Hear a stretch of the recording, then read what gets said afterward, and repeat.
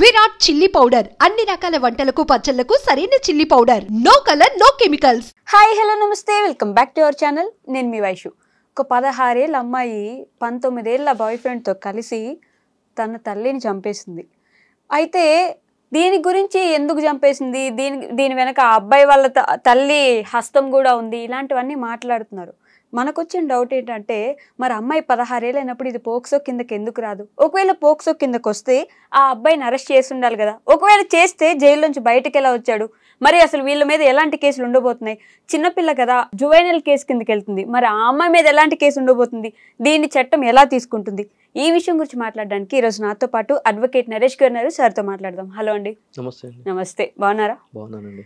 రోజు ఒక కథ చూస్తున్నాం. ప్రియుడితో లేచిపోవడానికి అక్కడ చంపేసింది, వీళ్ళని చంపేసింది, వాళ్ళని చంపేసిందని. ఇప్పుడు ఏకంగా మరి సంబంధాలు కూడా, మానవ సంబంధాలు మొత్తం మంట కలిపేలాగా తల్లిని చంపేయడం, ఆ తల్లిని చంపేసిందని వీళ్ళ ఆ అబ్బాయి వాళ్ళ తల్లి చంపేయడమే కరెక్ట్, ఏమైద్ది ఏం కాదు అన్నట్టు మాట్లాడడం.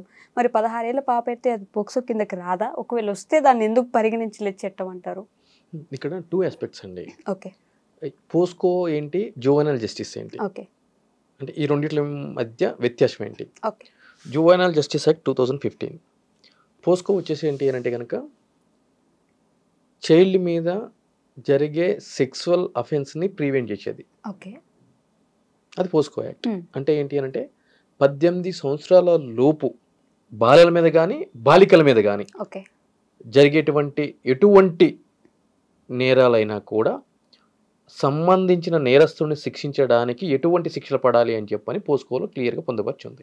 ఓకే. ఈ కేసుకు సంబంధించి ఆ అమ్మాయి 16, 17 మైనర్ అయితే మైనర్ అని చెప్పి తెలుస్తుంది. ఓకే. ఆ అమ్మాయిని ఇన్స్టాగ్రామ్లో పరిచయమైన వ్యక్తి మేజర్.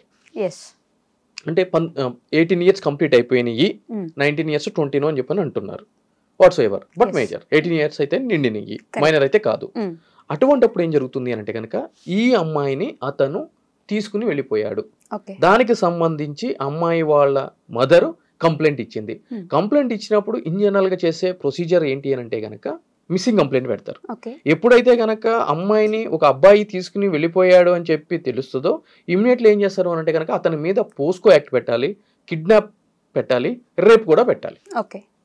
లైంగిక చర్య మైనరు మేజర్ తోటి చేసినా కూడా కన్సెంట్ తోటి అది రేప్ కిందనే పరిగణించాలి. ఆ అమ్మాయి ఇష్టపూర్వకంగా చేసినప్పటికీ కూడా పరిగణించాలని చట్టం చెబుతుంది. మరి ఆ సెక్షన్స్ ప్రకారం అతని మీద కేసు పెట్టారా లేదా అనేది పాయింట్ ఫర్ కన్సిడరేషన్. ఫస్ట్ పెడితే అతను జైల్లో ఉండాలి. జైలుకి వెళ్ళిన సందర్భాలు లేవు కదా? మరి లేవు, ఉన్నాయా? అంటే మీ మీడియాకి ఏమన్నా న్యూస్ లాంటిది ఏమన్నా వచ్చిందా? జైలుకి పంపించి వదిలేశారు అన్నట్టు, అంటే పోలీస్ స్టేషన్ వరకు వెళ్ళారు కానీ వదిలేశారు. పోలీస్ స్టేషన్ వేరు, జైలుకి వెళ్ళడం వేరు. Okay, right. జైలుకి వెళ్ళిన సందర్భం కానీ అతను రిమైండ్ అయిన సందర్భం కానీ ఒక 2-3 నెలలు జైల్లో అండర్ ట్రయల్ ఖైదీగా ఉన్నటువంటి సందర్భాలు కానీ ఇక్కడ జరిగినట్టయితే కనుక నా దృష్టికి అయితే ఏమి రాలేదు. అసలు అతడు జైల్లో ఉంటే హత్య జరుగుండేది కాదు కదా. రైట్. సో కాబట్టి ఇక్కడ ఏం జరుగుతుందంటే మెజారిటీ ఆఫ్ ది కేసెస్లో ఈ విధంగా అమ్మాయిలు అబ్బాయిలతో వెళ్ళిపోయినప్పుడు ప్రాథమికంగా పోలీసు వాళ్ళు చేసే పని ఏంటి అంటే కనుక మిస్సింగ్ కంప్లైంట్ కింద రిజిస్టర్ చేస్తారు. దాని తర్వాత సిగ్నల్ ట్రేస్ చేసి వాళ్ళు పట్టుకుని వచ్చి అమ్మాయిని ఏమో వాళ్ళ పేరెంట్స్కి, అబ్బాయిని వాళ్ళ పేరెంట్స్ని పిలిచి మందలించి ఒక లెటర్ రాయించుకుని పంపించేస్తూ ఉంటారు. ఎందుకు కేసులు రిజిస్టర్ చెయ్యరు అని అంటే కనుక అమ్మాయి తల్లిదండ్రులు ఏమనుకుంటారు, మన అమ్మాయి అబ్బాయితో వెళ్ళిపోయింది, ఇంకా ఈ విషయాన్ని మనము నొక్కితే మన పరుగు పోతుంది అనే దృక్పథంతో ఉంటారు చాలామంది. రెండో యాంగిల్ ఏముంటుంది అని అంటే కనుక ఒకవేళ కేసు పెట్టమన్నా కూడా పోలీసులు వాళ్ళు ఏమంటారు, నేను తమాషా చేస్తున్నావా, ఆల్రెడీ మీ అమ్మాయి కదా వెళ్ళింది, తీసుకొచ్చాడు కదా, లెటర్ రాయించుకున్నాం కదా, ఇంకేముంది కేసు పెట్టి ఏం చేస్తావు, జైలుకి పంపిస్తే వస్తే రేపు మళ్ళీ ఏం చేస్తావు అని చెప్పని అంటూ ఉంటారు. అటువంటి సందర్భాలు కూడా ఉంటాయి. కానీ ఇది పోలీసుల యొక్క ప్రాథమిక బాధ్యత, వాళ్ళు చేయాల్సింది.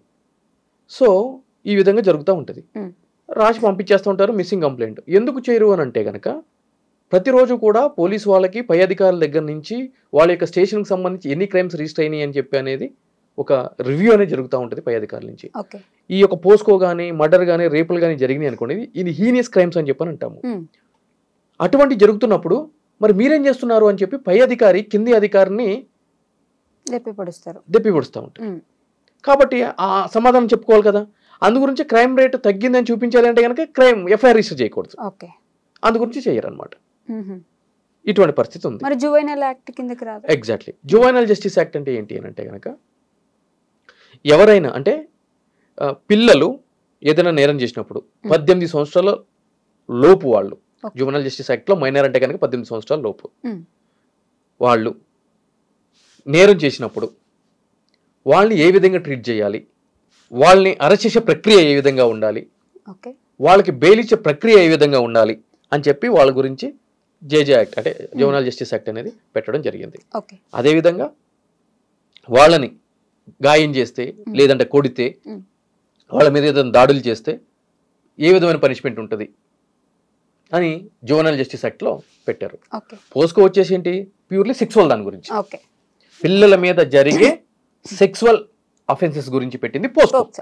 జువెనైల్ జస్టిస్ యాక్ట్ ఏంటి అంటే కనుక ఇర్రెస్పెక్ట్ ఆఫ్ ది జెండర్, పిల్లల మీద అంటే బిలో 18 ఇయర్స్ లోపు వాళ్ళ మీద జరిగేటువంటి దాడులు కానీ నేరాలు కానీ ఏవైతే ఉంటాయో వాటికి సంబంధించి ఇచ్చే పనిష్మెంట్లు కానీ, వీళ్ళు క్రైమ్ చేస్తే వాళ్ళని ఏ విధంగా ట్రీట్ చేయాలి అనే విషయాన్ని గురించి, వాళ్ళకి బెయిల్ ఏ విధంగా ఇవ్వాలి అనే విషయం దాని గురించి పొందుపరిచిన చట్టమే జువెనైల్ జస్టిస్ యాక్ట్. మరి ఇప్పుడు ఈఎంఐ కేసులో ఎలా ఉండబోతుంది? ఈఎంఐ కేసులో సంబంధించి జేజే యాక్ట్ అనేది ప్రాథమికంగా తెర మీదకి వస్తుంది.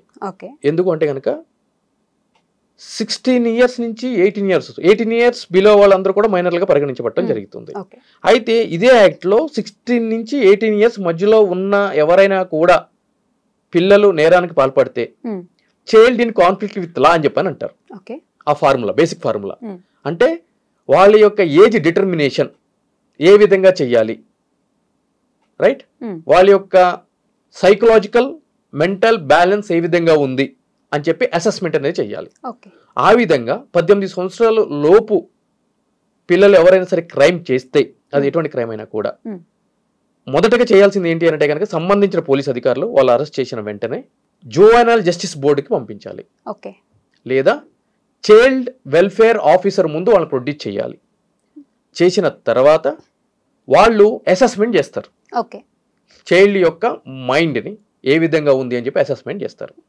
అసెస్మెంట్ చేసిన తర్వాత child in conflict with law అంటే వాళ్ళు 18 సంవత్సరాల్లో లోబడి ఉన్నా కూడా వాళ్ళ యొక్క మానసిక స్థితి 18 సంవత్సరాలు నిండిన ఒక మెజారిటీ వచ్చిన వ్యక్తి ఏ విధంగా ఆలోచిస్తాడో అటువంటి మానసిక స్థితి వాళ్ళు కలిగి ఉన్నారు అని చెప్పి వాళ్ళు గనక సర్టిఫికేషన్ ఇస్తే దాని case transfer to child court, ఆ కోర్టుకి వెళ్ళడం జరుగుతుంది. 18 సంవత్సరాల వాళ్ళకంటే మైండ్ అంతకంటే మెచ్యూరిటీగా ఉంది అని ఒకవేళ 16 నుంచి 18 సంవత్సరాలు మధ్య జరిగిన వాళ్ళని ఆబ్వియస్లీ మైనర్లు అంటారు.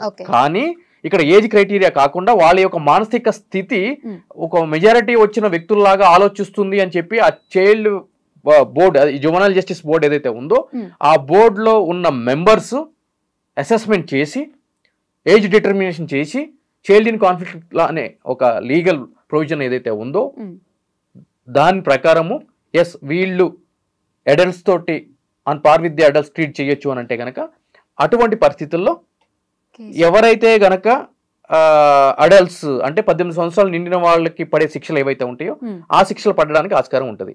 కానీ జువెనైల్ జస్టిస్ యాక్ట్ ప్రకారము ఈ యొక్క చైల్డ్ కింద పరిగణించబడుతున్న వ్యక్తులకి మర్డర్ కానీ లైఫ్ కానీ శిక్షలు విధించకూడదు అని చెప్పి కూడా క్లియర్ గా పొందుపరిచింది. మర్డర్ పెట్టకూడదు, జీవితాంతం అదే డెత్ పనిష్మెంట్ ఇవ్వకూడదు, లైఫ్ ఇంప్రిజన్మెంట్ ఇవ్వకూడదు, ఈ రెండు ఇవ్వకూడదు అని చెప్పి క్లియర్ గా ఉంది. అదే విధంగా బిఎన్ఎస్ లో కానీ అంతకుముందు ఐపీసీలో కానీ 7 సంవత్సరాల లోబడి వయసున్న పిల్లలు ఏదైనా ఎటువంటి నేరం చేసినా వాళ్ళు నేరస్తులుగా పరిగణించకూడదు. ఎటువంటి నేరమైన కూడా వాళ్ళు మర్డర్ చేసినా లేదంటే కనుక ఇంకేదైనా చేసినా కూడా వాళ్ళని నేరస్తుల కింద పరిగణించకూడదు, వాళ్ళని అరెస్ట్ కూడా చేయకూడదు. సేమ్ ఫార్ములా 7 నుంచి 12 సంవత్సరాల లోపు మధ్య వాళ్ళకు కూడా అప్లై అవుతుంది. కానీ వాళ్ళ యొక్క మానసిక స్థితిని అక్కడ ప్రాథమికంగా తీసుకుంటూ ఉంటారు. ఇప్పుడు 18 సంవత్సరాల లోపల ఉన్న వాళ్ళకి 7 సంవత్సరాల వాళ్ళకి అసలు ఎటువంటి శిక్ష వాళ్ళు ఏం చేసినా కూడా ఫ్రీ బాడ్ వాళ్ళు చేసుకోవచ్చు.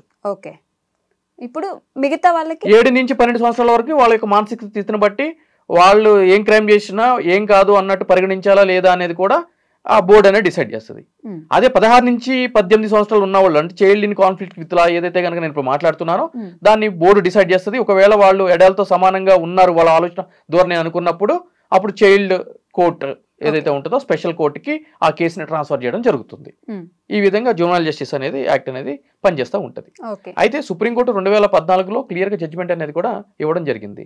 ఇటువంటి జువైనల్స్ ఎవరైతే కనుక 18 సంవత్సరాల లోపు ఉన్నారో అటువంటి వాళ్ళకి 18 సంవత్సరాలు నిండిన తర్వాత శిక్ష కంటే ముందుగా కోర్టులు పరిగణలోకి తీసుకోవాల్సింది ఏంటి అంటే కనుక సొసైటీలో వాళ్ళని రీహాబిటేట్ చేయాలి, అంటే రీస్టోర్ చేయాలి, సమాజంలో వాళ్ళు మిగిలిన జీవితం సజావుగా సాగే విధంగా ప్రభుత్వాలు చొరవ చూపాలి అని చెప్పి కూడా జడ్జిమెంట్ అనేది ఇవ్వడం జరిగింది. ఓకే, అంటే ఇప్పుడు ఆ అమ్మాయి కేసులో ఏమైనా సరే మళ్ళీ సమాజంలోకి పంపించి 100% సమాజంలోకి పంపిస్తారు. ఈ రోజు మనకి 2014లో ఢిల్లీలో జరిగిన నిర్భయ ఘటనలో దాంట్లో ఉన్న నిందితుల్లో ఒక నిందితుడు మైనర్. సో అక్కడ కూడా జరిగింది ఇదే. జువెనైల్ జస్టిస్ బోర్డుకి తీసుకెళ్లడం జరిగింది, చైల్డ్ ఇన్ కాన్ఫ్లిక్ట్ లా చేయడం జరిగింది. 18 సంవత్సరాలు నిండిన తర్వాత అతని యొక్క ఐడెంటిటీ తెలియకుండా వేరే దగ్గరికి తీసుకెళ్లి వదిలేశారు పోలీసు వాళ్ళు. గుర్తుందో లేదో మీకు? సో ఇటువంటి పరిస్థితి ఉంటుంది అనమాట. సో ఇప్పుడు ఆ అమ్మాయిని కూడా కొన్ని రోజులు ఉంచిన తర్వాత ఇప్పుడు ఈ రోజు మనం చూసుకుంటే మహారాష్ట్రకి సంబంధించి 2014లో ఒక 17 సంవత్సరాల బాలుడు కారు ర్యాష్గా నడిపి కొంతమంది చనిపోవడానికి కారణమైతే కనుక అదే జువెనైల్ జస్టిస్ యాక్ట్ సెక్షన్ 12లో ఏం చెప్తుంది అని అంటే కనుక ఒక మైనర్ని అరెస్ట్ చేసిన వెంటనే బెయిల్ మీద రిలీజ్ చేసేయాలని చెప్తుంది. అదేవిధంగా వాళ్ళకి బెయిల్ ఇచ్చే క్రమంలో వాళ్ళు చేసిన యొక్క నేరాన్ని పరిగణలోకి తీసుకోకూడదు అని చెప్పి కూడా ఆ చట్టం చెప్తుంది. ఓకే, మరి ఇప్పుడు ఆ అబ్బాయి పరిస్థితి ఏంటి? 19 సంవత్సరాలు. ఆ అబ్బాయి పరిస్థితి ఏముంటుంది? Rarest of the rare case కింద ట్రీట్ చేసి అతనికి మరణశిక్ష విధిస్తారా, లైఫ్ ఇంప్రిజన్మెంట్ విధిస్తారా, లేదు అంటే కనుక ఒక 10 సంవత్సరాలు 15 సంవత్సరాలు కఠిన కారాగార శిక్ష విధిస్తారా అని చెప్పని కేసు ట్రయల్ చేసిన తర్వాత సంబంధించిన మెజిస్ట్రేట్ వారి యొక్క విచక్షణ అధికారాన్ని బట్టి అతని యొక్క తీర్పు అనేది డిసైడ్ అయి ఉంటుంది. ఓకే, కానీ మెయిన్ గా చేసిన అమ్మాయి మాత్రం మైనర్ కాబట్టి ఆ ఎగ్జామ్షన్ తోటి, అంటే ఎగ్జామ్షన్ ఉంది కాబట్టి ఆబ్వియస్లీ శిక్ష పడకోకుండా బయటకు వచ్చే అవకాశాలు చాలా తక్కువ. చాలా మంది మైనర్స్ కి ఎగ్జాక్ట్లీ ప్లస్ పాయింటే. అందుగురించే దీన్ని కూడా, అంటే ఈ చట్టాలను కూడా మాడిఫై చేయాలి, ఇంకా కఠినంగా తీసుకురావాలి. ఎందుకు అంటే కనుక నవ్వేడేస్ మనం చూసుకున్నట్లయితే కనుక మైనర్స్ చేసేటువంటి క్రైమ్ రేట్స్ పెరిగిపోతున్నాయి. ఇటువంటి చట్టాల వల్ల వాళ్ళకి కఠినమైన శిక్షలలో పడకుండా ఉంటుంది. వయసు అనేది శరీరాన్ని కాకుండా మానసిక స్థితిని బట్టి అసెస్మెంట్ చేయాలి, ఏజ్ డిటర్మినేషన్ చేయాలి అని చెప్పి కూడా చెప్పడం జరుగుతుంది. అండ్ ఇప్పుడు ఆ అబ్బాయి వాళ్ళ తల్లి ఎవరైతే ఉన్నారో ఏమైంది ఏం కాదు అంటే ఆవిడ కూడా ప్రేరేపించినట్లు ఉన్నారు, వీళ్ళని మర్డర్ చేయమని చెప్పిందే ఆవిడేమో అనే క్వశ్చన్స్ కూడా రేజ్ అవుతున్నాయి. మరి ఆవిడకి ఏమైనా శిక్షలు పడే అబేట్మెంట్ ఆఫ్ క్రైమ్ అని అంటాము. అంటే ఒక నేరాన్ని చేయడానికి ప్రేరేపించడాన్ని అబేట్మెంట్ అని చెప్పని అంటాము. సో అబేట్మెంట్ ఆఫ్ క్రైమ్ కింద ఆమెను కూడా అరెస్ట్ చేసి అదుపులో తీసుకోవడానికి పోలీసు వాళ్ళకి పూర్తి అధికారం ఉంది. కానీ దానికంటే ముందుగా ఒక ఎంక్వైరీ అనేది చేయాల్సిన పరిస్థితి ఉంటుంది. అంటే ఆమె యొక్క మానసిక స్థితి సరిగ్గా ఉందా లేదా ఫస్ట్ పాయింట్. ఆ విధంగా ఆమెను పిలిచి ఎంక్వైరీ చేసి ఆమె రోల్ ఏముంది ఏంటి అనేది తెలిస్తే ఆబ్వియస్లీ ఆమెను కూడా దీంట్లో నిందితురాలుగా చేర్చడానికి పోలీసు వాళ్ళకి అధికారం ఉంది, అరెస్ట్ చేసి జైలుకి పంపించడానికి కూడా ఉంది. థ్యాంక్ యూ అండి. Thank you.